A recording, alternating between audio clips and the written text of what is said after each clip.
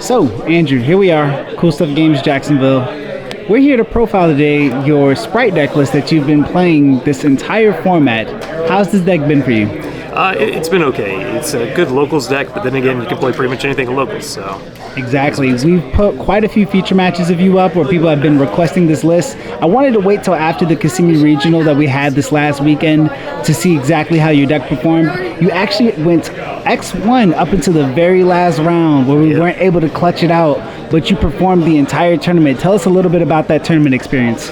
So it was an interesting event. I was going X1 in the last round and played Geo. You guys saw his profile on the channel.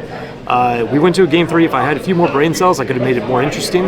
But, you know, it is what it is. The deck performed better than I thought it was going to, granted, because it's kind of trash. So insane. Again, we saw you performing all day at the Kissimmee Regional. You do very well at locals with this list. A lot of people looking into it. We're going to go ahead and see what you played. Did you have any shout outs you want to give beforehand? Yeah, shout outs to all of Jacksonville. We had a lot of good showing for Jacksonville up until like last round or so. Jerome got third. Shout out to him. He did really good with Flu. And then shout out to the guys I drove there with, Joe, Mike, Ryan, Tanner. Thanks to Jacoby and Ethan for helping me out with the deck. And then shout outs to, we'll put their links in the description or in the comments. Roberto with the Video Sports Center, he showed up, supportive dude. Vic Merc TCG, is that his new channel name? I don't know. If you remember Team Relinquished, that's him. Awesome guy. Couldn't go to the event, but check him out. And then check out Bren YGO. He does Zero to Hero. Great series. We love stuff like that. Awesome. We appreciate the support. Let's get into your list and see what you played. All right. So we'll explain a few things as we go along, but this should not be surprising, right? Call that. So 3-3, 1-1, 3-1. These should not be surprising. You can play multiple of these. That's completely fine. In the Go Second build, you don't need to. I was playing the second red and Pixies for a while, which, you know, you can definitely do. I took it out for other extenders.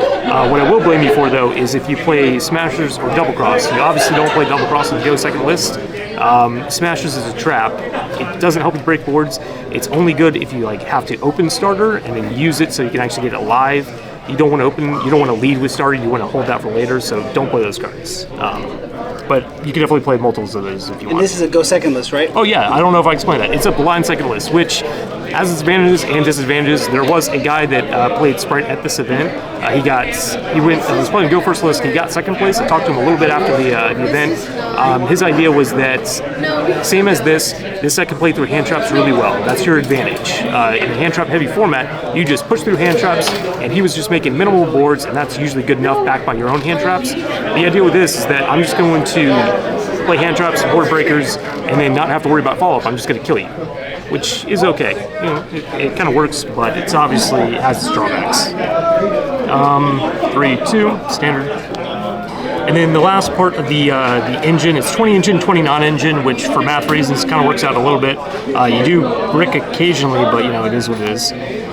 Foolish, obviously, and then these two. So this is what I played instead of the second red and the Pixies. So I wanted a card that was always live that I could extend into, and I had room in the extra deck. I was playing Meow Mine for a while. You've seen that on the channel.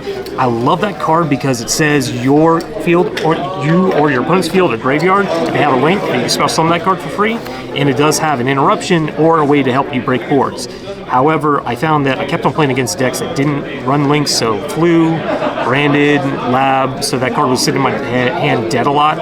So I wanted these cards to just help me put a body on board. I can also like bait with my normal summon, they interrupt it, cool. Activate this, and then I can, you know, empty my hand.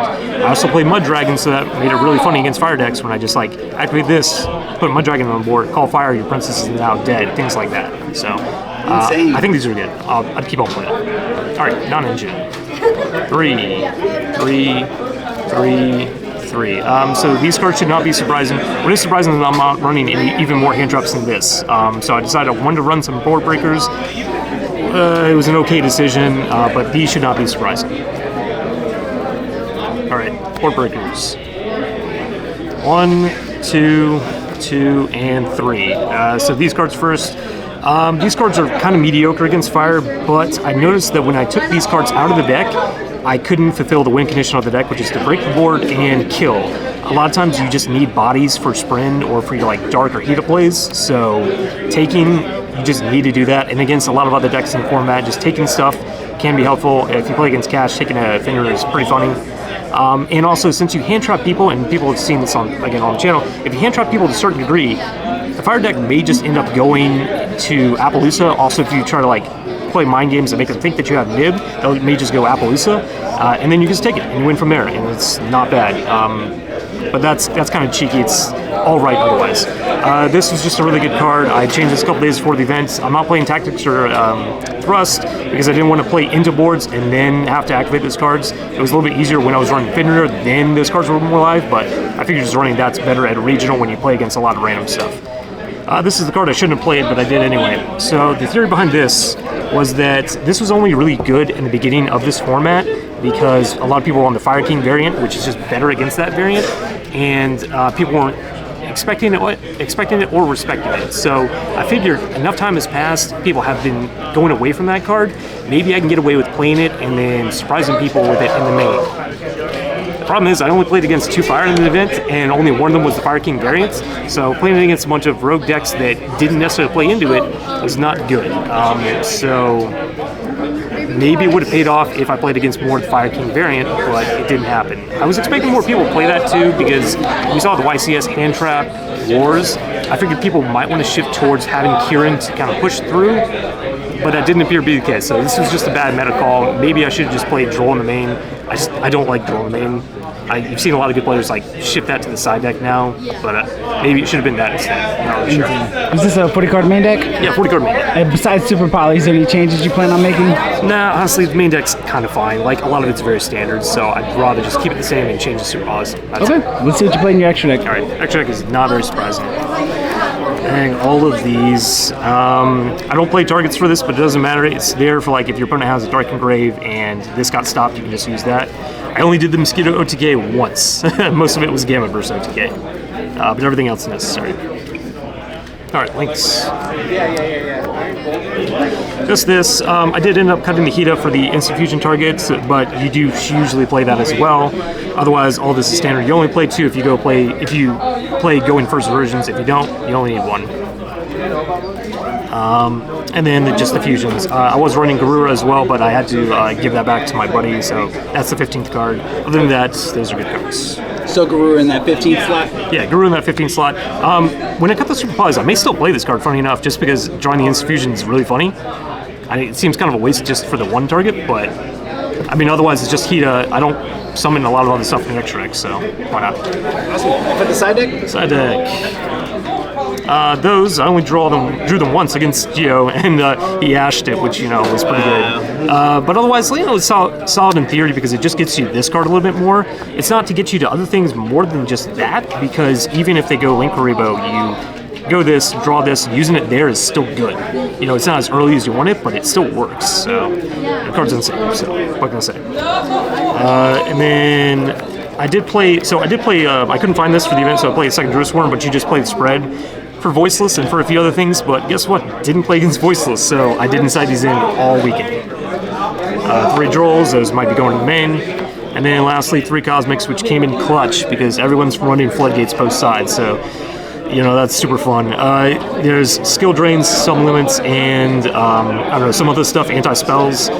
So I did draw them sometimes when I needed to. I had this guy drop like 3 skill drains on me. Game 1, Game 2, and Game 3 was a skill drain, and I had the out 2 times, so at least that card's great. Jesus, Andrew, insane. Again, I know that you pilot this deck through every format. Is there any changes you plan on making to the side deck or extra deck? Just when I change the Super Polys. Other than that, it's just going to change based on the formats. Granted, I'm only going to be playing this deck a little bit more because I am hyped for the Tempai Dragon deck, which is just strictly better to go second deck than this. But, it's fun, so.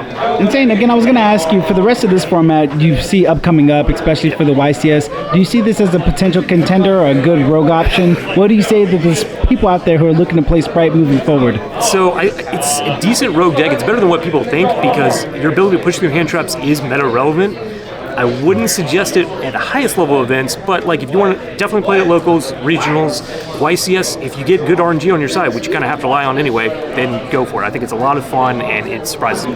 Insane. Well, again, Andrew, we look forward to seeing what else you do with this deck moving forward on the channel. Congratulations once again. All right, thanks, man.